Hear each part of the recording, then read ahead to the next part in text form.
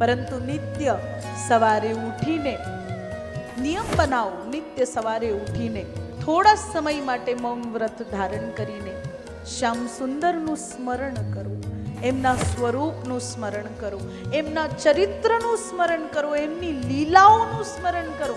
પ્રભુ તમે અજામિલને તારી શકો, પુરંજનને તારી શકો, એમના કરતા તો આપણે ઘણા સારા છીએ ને.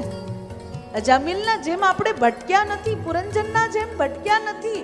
આજે પણ નિત્ય સવારે તમે પ્રભુને દીવો કરતા હશો, પ્રાર્થના કરતા હશો, શ્રૃંગાર કરતા હશો.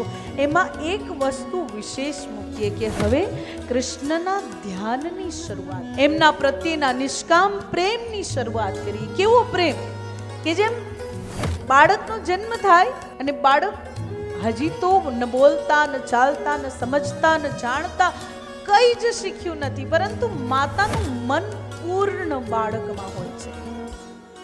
માતાનું મન સંપૂર્ણપણે બાળકમાં હોય છે. કેટલા વાગે સૂશે, કેટલા વાગે જાગશે, કેટલા વાગે એને ભૂખ લાગશે, એને કયા સમયે શાની જરૂર છે.